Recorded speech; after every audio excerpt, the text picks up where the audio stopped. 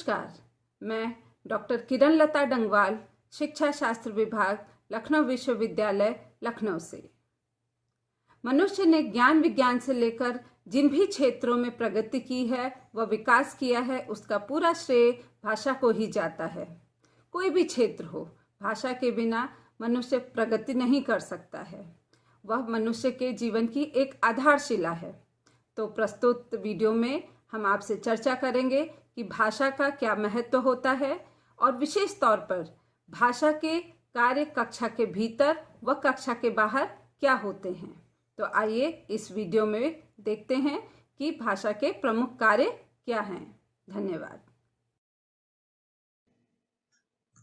महर्षि पतंजलि ने कहा था, जो वाणी वर्णों से होती है उसे भाषा कहते हैं। विश्व भर में हजारों प्रकार की भाषाएं बोली जाती हैं। भाषा द्वारा विचारों को व्यक्त किया जाता है और इसके लिए हम वाचिक ध्वनियों का प्रयोग करते हैं। भाषा अभ्यांतर अभिव्यक्ति का सर्वाधिक विश्वसनीय माध्यम है और हमारे सामाजिक सांस्कृतिक पहचान का भी एक साधन है। भाषा के बिना मनुष्य सर्वथा अपूर्ण है और अपने इतिहास और परंपरा से भी विच्छिन्न हो जाता है। भाषा के असीमित आयाम होते हैं। भाषा के भावों को प्रदर्शित करने के अनेक प्रकार होते हैं। ये प्रकार शाब्दिक भी हो सकते हैं और अशाब्दिक भी हो सकते हैं। ये लिखित भी हो सकते हैं और मौखिक भी हो सकते हैं। लिखित भाषा में सूचना लिखकर दी जाती है, जिसमें निर्देश, आदेश, पत्र पत्रिकाएं, पुस्तकें, हैंडबुक, जर्नल्स, शिलालेख, hoarding, sign board, bulletin, poster आदि के द्वारा सामग्री को प्रस्तुत किया जाता है। जबकि मौखिक भाषा में मौखिक शब्दों के द्वारा पारंपरिक स्वरूप, वाद विवाद, सिंपोजियम, संगोष्ठी, पैनल चर्चा, वार्तालाप, टेलीफोन वार्ता आदि के द्वारा सामग्री को प्रस्तुत किया जाता है। मानव जीवन में भाषा का सबसे अधिक महत्व है, जो समाज के विकास की एक मूल आधारशिला है। मनुष्य समाज की इकाई होता है और मनुष्यों से ही समाज बनता है। समाज की इकाई होने के कारण परस्पर विचार, भावना, संदेश, सूचना आदि को अभिव्यक्त करने के लिए मनुष्य भाषा का प्रयोग करता है। भाषा भाव अभिव्यक्ति का साधन है। भाषा विचार विनिमय का एक साधन होता है। मनोभावों की अभिव्यक्ति के प्रयत्न से भाषा को जन्म दिया जाता है, जिसके माध्यम से मानव अपने विचारों, अपने सुख दुख को एक दूसरे व्यक्ति के साथ कहता है और सुनता है। भाषा मानव विकास का मूल आधार है। भाषा की शक्ति के माध्यम से ही मनुष्य प्रगति के पथ पर अग्रसर हुआ है। भाषा के अभाव में मनुष्य विचार नहीं कर सकता और विचार के अभाव में वह अपने ज्ञान विज्ञान के क्षेत्र में प्रगति नहीं ला सकता।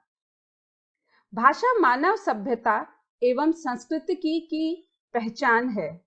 जैसे जैसे मानव ने अपने समाज में प्रगति की, वैसे वैसे उसकी सभ्यता एवं संस्कृति में विकास हुआ। तभी किसी जाति, समाज व राष्ट्र की सभ्यता एवं संस्कृति का आकलन उसके साहित्य से किया जाता है। अतः कहा भी जाता है कि भाषा की कहानी ही मानव सभ्यता एवं संस्कृति की कहानी है। विचार शक्ति का विकास, भाषा के बिना विचारों को याद रखना, ये सब असंभव है। वह मनन शक्ति और विचार शक्ति का विकास भी असंभव है। इसलिए कहा जाता है कि भाषा का महत्व विचार शक्ति का विकास करने में और ज्ञान प्राप्ति का एक प्रमुख साधन के रूप में किया जाता है। भाषा के माध्यम से सीखना भाषा सीखने से अलग है। भाषा के माध्यम से सीखने की प्रक्रिया में एक भाषा को शिक्षा के माध्यम के रूप में उपयोग किया जाता है। शिक्षण का माध्यम कौन सी भाषा हो, इस पर विचार करते हुए हमें सीखने और सिखाने की प्रक्रिया पर भी ध्यान देने की आवश्यकता होती है। भाषा सीखने की प्रक्रिया का एक अभिन्न अंग है, जो कि बालक के आसपास के वातावरण, प्रकृति, चीजों और लोगों से संवाद स्थापित करके वो सीखता है। भाषा को मित्रवत भाषा बनाने से हम बहुत सी बातों को सरलता से सीख जाते हैं और दूसरे की बातों को भी सरलता से समझ जाते हैं। शिक्षक और छात्र एक दूसरे के साथ संवाद करके, शिक्षक की प्रक्रिया में संलग्न होके, शैक्षिक सामग्री प्रस्तुत करके, सीखने का आकलन करके, ज्ञान और कौशल का प्रदर्शन करने और कक्षा जीवन का निर्माण करने के लिए एक दूसरे से संवाद करने के लिए बोली जाने वाली भाषा और लिखित भाषा दोनों का ही उपयोग करते हैं। छात्र पढ़ना और लिखना सीखते हैं, यानी जो वो अकादमिक लिखित भाषा का प्रयोग करते हैं, और वे एक भाषा की मदद से अकादमिक विषयों को आसानी से सीख जाते हैं, जो कि शिक्षा के माध्यम के रूप में उपयोग किया जाता है। कक्षा में सीखना मुख्य रूप से भाषा के माध्यम से ही पूरा होता है। शिक्षक व्याख्यान देते हैं और सवाल पूछते हैं, चर्चा करते हैं और भाषा के माध्यम से पढ़ने और लिखने का कार्य सौंपते हैं। छात्र शिक्षकों से प्रश्नों को पूछते हैं और उसके बाद प्रश्नों के मौखिक उत्तर देने, शिक्षकों के व्याख्यान सुनने या समूह की चर्चा में भाग लेने, लिखित ग्रंथों को याद करने आदि के माध्यम से शैक्षिक कार्यों में वे संलग्न होते हैं। इन सभी को एक भाषा के माध्यम से किया जाता है, जिससे शिक्षा के माध्यम के रूप में उपयोग किया जाता है। तो हम कह सकते हैं कि भाषा के माध्यम से सीखने में भाषा का उपयोग शिक्षा के माध्यम के रूप में किया जाता है। भाषा के उपयोग के आधारभूत जो एक प्रकार हैं, या हम कह सकते हैं कि जो इसके कार्य हैं वो क्या हैं, तो उनकी जब हम बात करते हैं तो इसमें भाषा के प्रकार के रूप में मुख्य रूप से इसके 3 आधारभूत तत्व आते हैं, जिन्हें हम कहते हैं वक्ता, श्रोता और विषय संदर्भ। ये तीनों कारक तत्व संप्रेषण के साथ सहसंबंधित होते हैं, अर्थात यदि इनमें से एक भी बदल जाए तो संप्रेषण बदल जाता है। भाषा के 3 बुनियादी कार्य भाषा संचार का प्रमुख साधन है। भाषा के बिना हम सभ्य समाज की कल्पना नहीं कर सकते। भाषा कई अलग अलग तरीकों से कार्य करती है, लेकिन मुख्य रूप से सूचनात्मक, अभिव्यंजक और प्रदर्शनकारी ये भाषा के बुनियादी कार्य होते हैं। तो चलिए अब बात करते हैं सूचनात्मक। बाकी भाषा के जो बुनियादी कार्य हैं उसमें सूचनात्मक का क्या तात्पर्य है। ये मौखिक रूप से या लिखित रूप से किसी भी व्यक्ति से एक व्यक्ति द्वारा दूसरे व्यक्ति तक कोई सूचना पहुंचाना या जानकारी पहुंचाने का कार्य करता है। तो एक उदाहरण से इसको समझने का प्रयास करते हैं। जैसे कि कक्षा में शिक्षक छात्रों से कहते हैं कि कल अवकाश रहेगा, तो इस उदाहरण में भाषा वक्ता से सुनने वाले तक सूचना पहुंचा रही है, और यदि यही कि कल अवकाश है की जानकारी नोटिस बोर्ड के माध्यम से प्रदर्शित की जाए, तो भाषा लिखित रूप में सूचना को प्रसारित करती है। अब बात करते हैं कि भाषा के जो दूसरा बुनियादी कार्य है वो क्या है। दूसरा है अभिव्यक्ति। भाषा का एक और मूल कार्य होता है, वो है अभिव्यंजक। शब्दों का उपयोग एक भावना को उत्पन्न करने के लिए किया जाता है, और उसका अर्थ जो होता है वह उसका प्रत्यक्ष परिणाम होता है। कविता अक्सर अभिव्यंजक भाषा से संबंधित होती है। तो एक उदाहरण सुनिए। मान लीजिए हम कहते हैं कि चारु चंद्र की चंचल किरणें खेल रही हैं जल थल में, स्वच्छ चांदनी बिछी हुई है अवनी और अंबर तल में। तो इन पंक्तियों में भाषा का उपयोग स्पष्ट रूप से किया जा रहा है, जिसमें कि लय और ध्वनियों के इन छंदों में शब्द अपने आप में अभिव्यंजक हैं। यहाँ प्रयोग की जाने वाली भाषा इतनी अभिव्यंजक है कि ये पाठकों के मन में भावनाएं पैदा करती है। अब बात करते हैं भाषा के तीसरे बुनियादी कार्य जो है प्रदर्शन।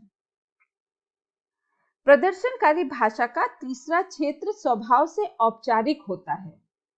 यहाँ शब्द आवश्यक रूप से सूचनात्मक और अभिव्यंजक नहीं होते हैं, बल्कि प्रदर्शनकारी होते हैं और स्वयं में एक क्रिया करते हैं।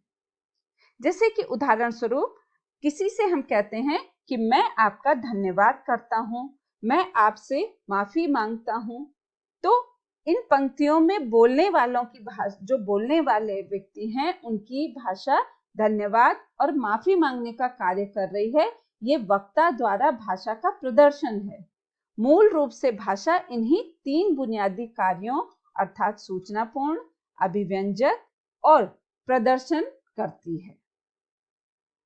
कक्षा के अंदर भाषा के कार्य क्या होते हैं, तो आइए उसकी बात करते हैं कि कक्षा के अंदर भाषा के तीन बुनियादी कार्यों में से प्रत्येक की महत्वपूर्ण भूमिका होती है। कक्षा के अंदर शिक्षक और छात्रों के बीच संवाद होता है।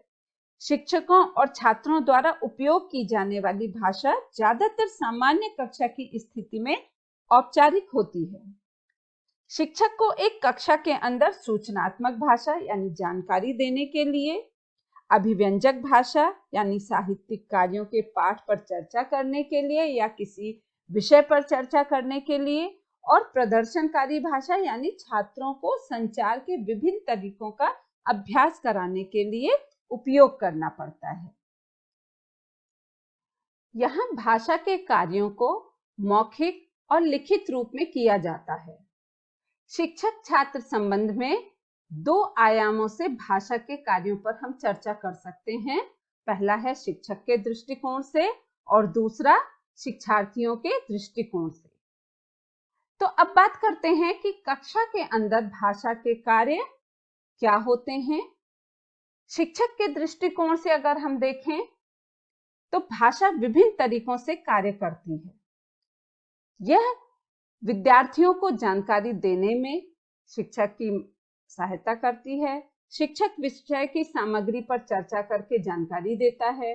शिक्षण के विभिन्न उद्देश्य होते हैं, जैसे छात्रों को उनके चरित्र के विकास करने में सहायता करना, उन्हें पाठ्यक्रम और परीक्षा संबंधी प्रक्रियाओं से परिचित कराना, और इसके अतिरिक्त उन्हें पाठ्यक्रम और जो उससे संबंधित चीजें हैं उनसे परिचित कराना। इन सभी कार्यों को करते समय छात्रों की समस्याओं को भी हल करना, उनकी समस्याओं का समाधान करना, इन सब के लिए शिक्षक भाषा का प्रयोग करता है। विद्यार्थियों के मनोभावों को समझने में भाषा का प्रयोग किया जाता है।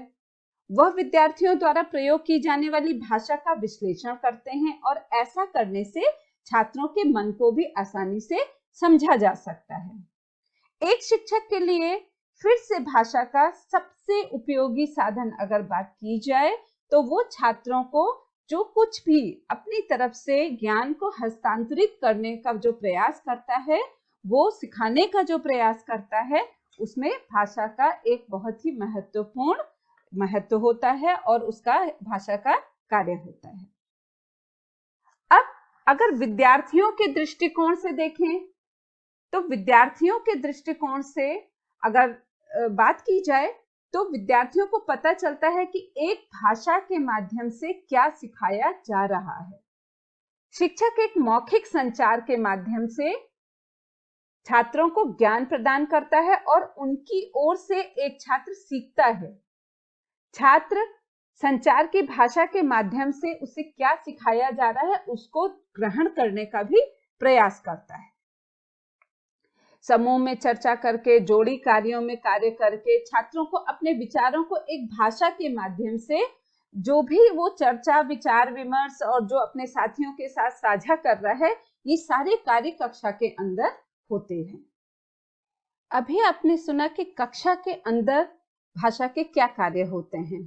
तो अब जो कुछ बालक कक्षा के अंदर सीखता है वो सारी चीजें वो औपचारिक रूप में सीखता है, लेकिन जब वो कक्षा के बाहर आता है, समाज में आता है, तो वो बहुत सारी चीजें जो उसने कक्षा के अंदर सीखी हैं वो उन्हीं का उपयोग बाहर भी करता है।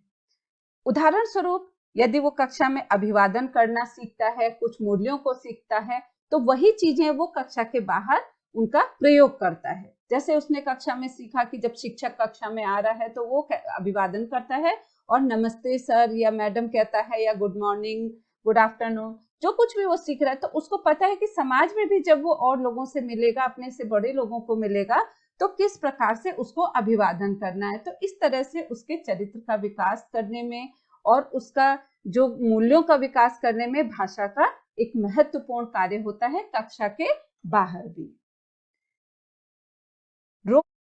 रोमन याकोब्सन ने भाषा के प्रकारों को 6 भागों में वर्गीकृत किया।